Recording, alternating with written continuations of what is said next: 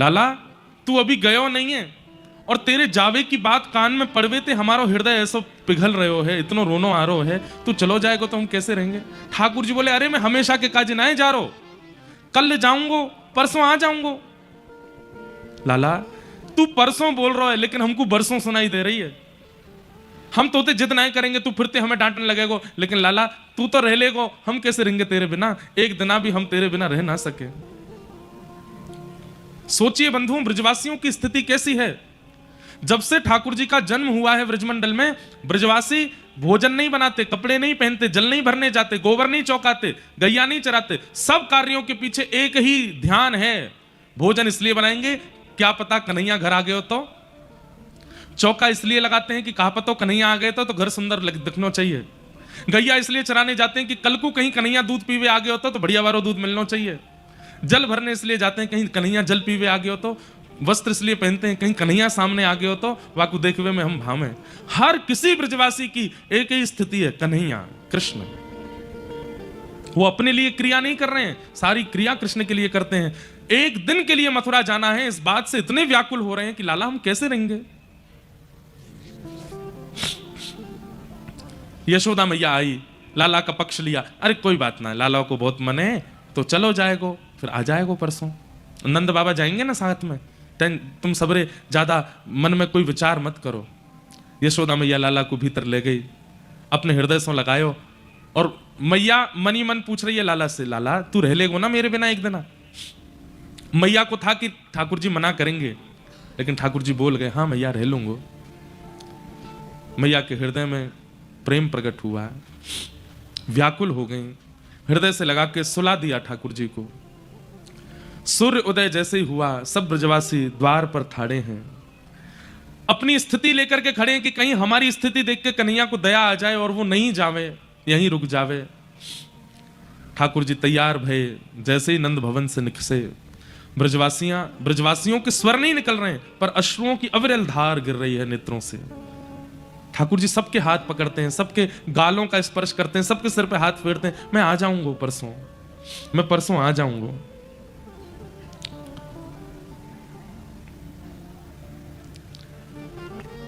सबसे मिलते भये ठाकुर जी जैसे ही रथ पर आरूढ़ हुए।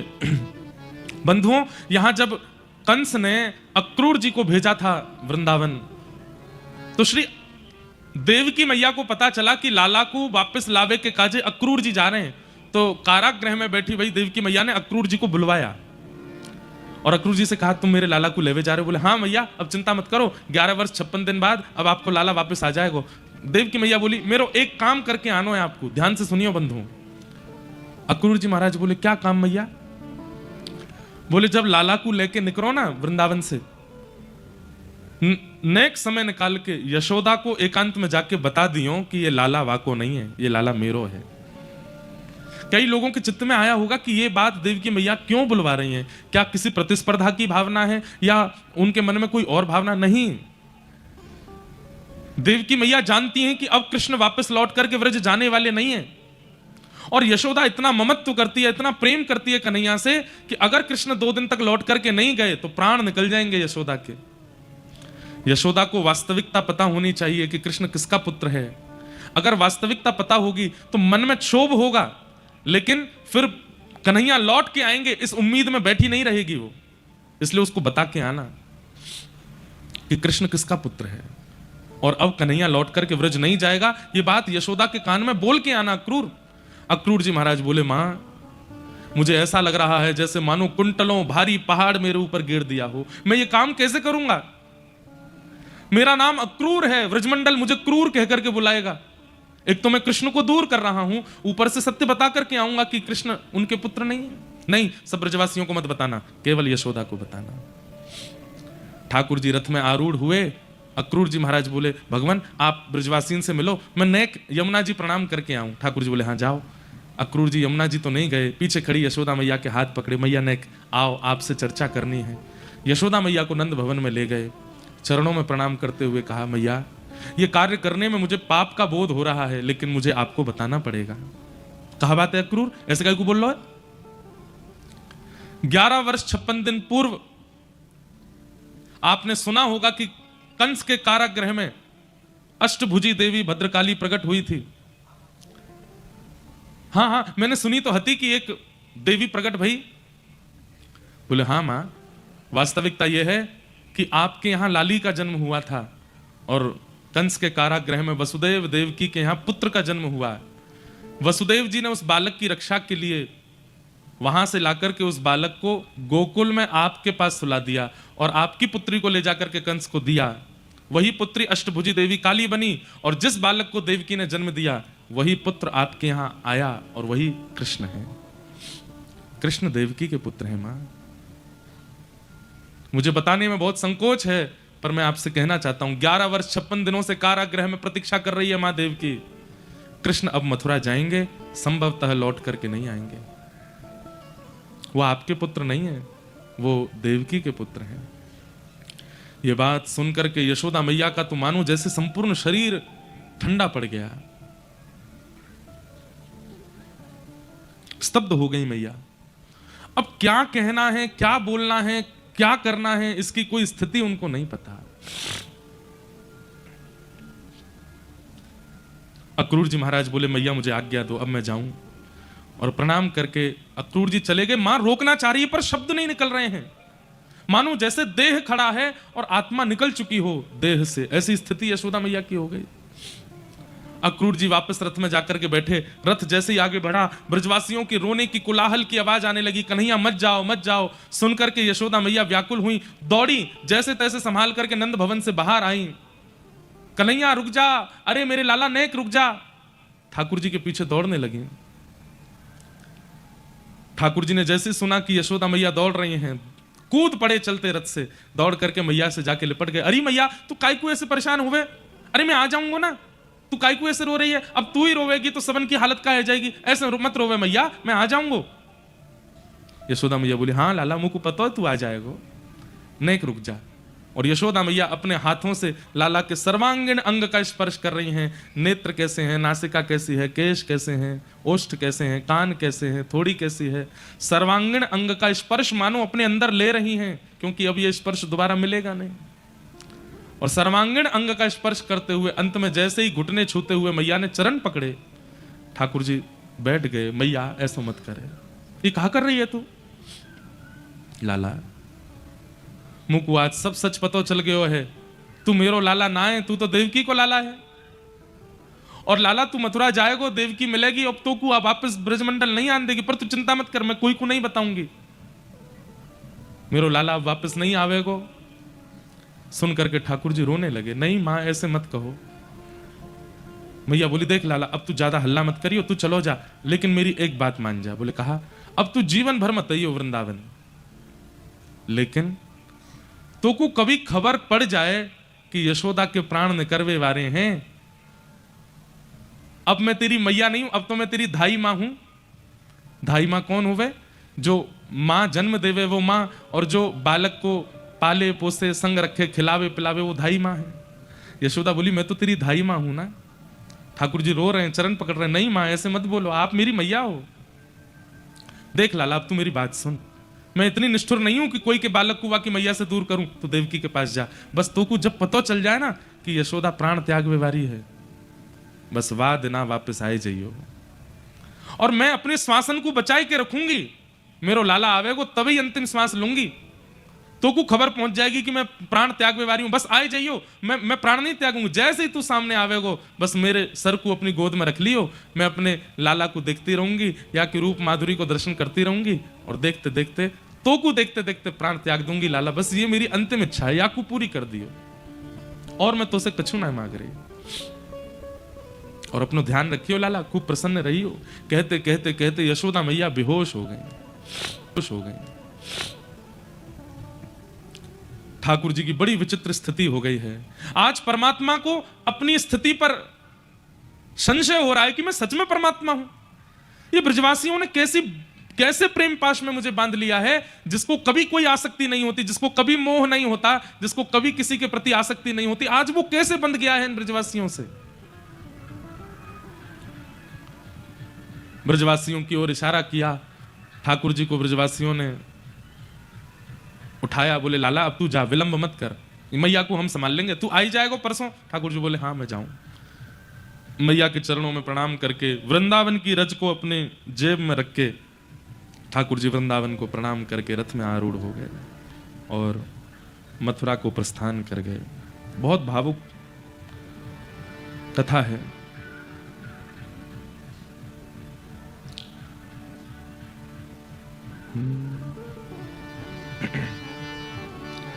व्रज के विरही लोग बिचारे, व्रज के विरही लोग बिचारे।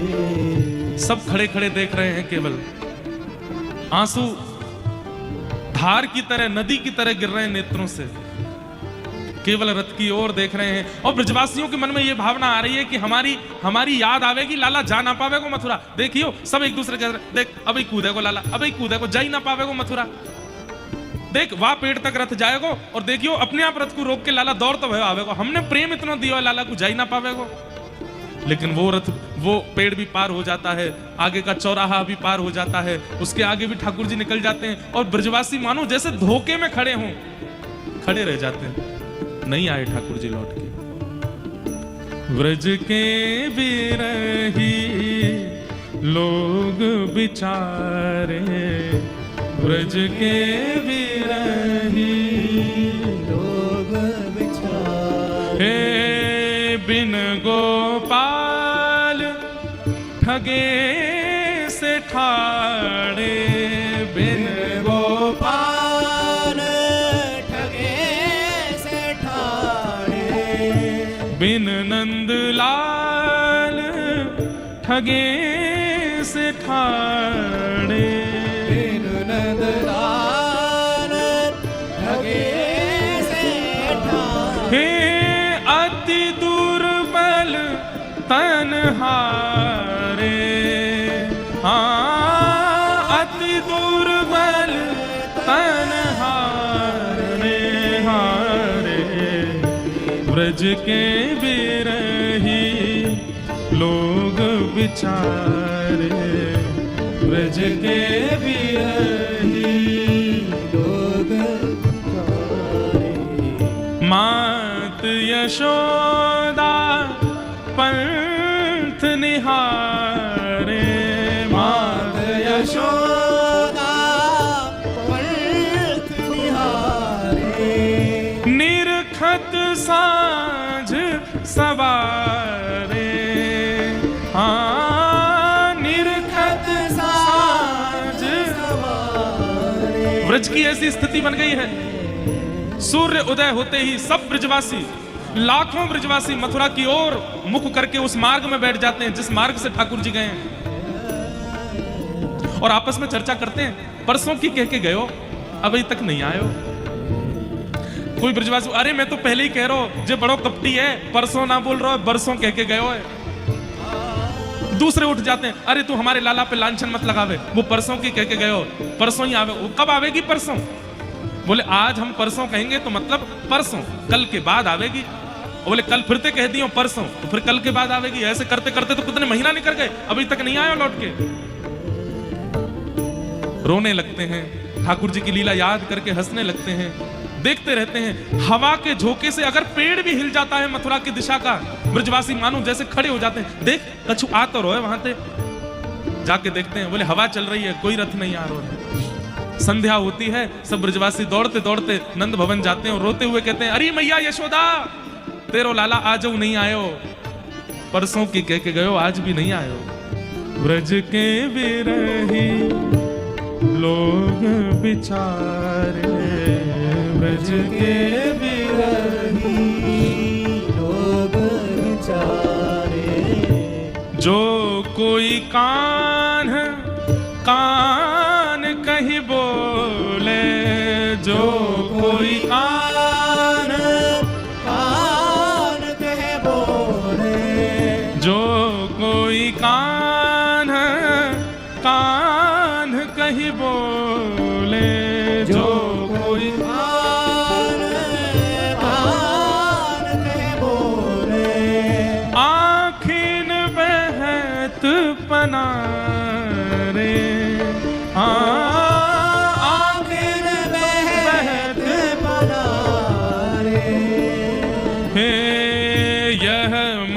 मथुरा काजर की रेखा, यह मथुरा काजर की रेखा, जेनिक से ते कारे, हाँ जेनिक से ते कारे।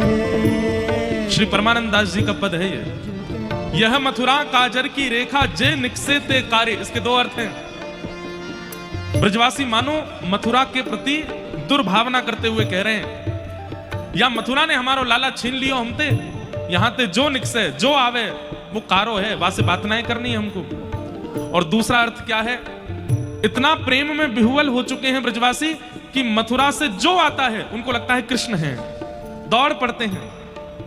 कोई गोरा होता है तो कहते हैं अरे लाला मथुरा जाए के गोरो है गो, तब वो कहे मैं कृष्ण नहीं हूं, मैं कोई और हूं।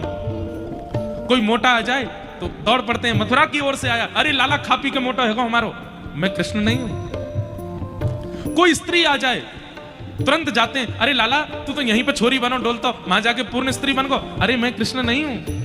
मथुरा से आने वाला हर व्यक्ति काला दिखता है, मतलब कृष्ण दिखता है।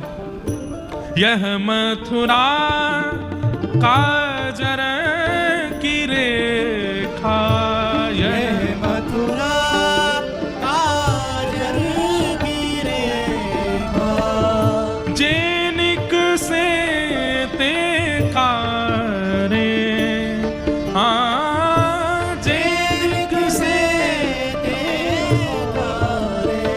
ओ ब्रज के विरही लोग बिचारे, ब्रज के विरही लोग बेचारे, परमानंद स्वामी बिन ऐसे, परमानंद स्वामी बिन ऐसे, हाँ परमानंद स्वामी बिन ऐसे। परमानंद स्वामी बिन ऐसे। ब्रजवासी कह रहे हैं लाला के बिना हम कैसे हैं, शब्द सुनिएगा, परमानंद स्वामी बिन ऐसे, परमानंद स्वामी बिन ऐसे। कैसे, जैसे चंद बिन तारे, हाँ जैसे चंद्र बिन तारे। अरे जिस दिन चंद्रमा नहीं निकलता अमावस्या के दिन, उस दिन तारे भी नहीं दिखते। चंद्रमा है तो तारे हैं। परमानंद स्वामी बिन ऐसे, जैसे चंद बिन तारे। व्रज के विरही लोग बिचारे, व्रज के विरही लोग बेचारे, व्रज के विरही लोग बिचारे, ब्रज के विरही लोग बेचारे। ऐसा प्रसंग है भागवत जी का कि इसमें प्रवेश करने में भय भी लगता है और करे बिना रहा भी नहीं जाता। पर हम अब और अधिक इस विषय पर नहीं बोलेंगे। भगवान मथुरा पहुंचे और मथुरा जैसे ही पहुंचे हैं, मल्लानाम असनिर्णीनाम नरवर स्त्रीणाम स्मरो मूर्तिमान, गोपानाम स्वजनो सताम क्षितिभुजाम शास्त्रा सुपित्रो शिशु, मृत्युर्भोजपतिर्विराट विदुषाम तत्वं परम योगिनाम, वृष्णीनाम परदेवतेत विदितो रंगम गत साग्रज। अपने अग्रज बलराम जी के साथ जैसे ही ठाकुर जी ने मथुरा में प्रवेश किया, मल्लानाम मशनिर्णिनाम नरवर, बड़े बड़े योद्धाओं को ठाकुर जी योद्धा के रूप में, मल्लों को ठाकुर जी मल्ल के रूप में दिखाई दे रहे हैं। जैसी जिसकी भावना है वैसे ठाकुर जी दिख रहे हैं।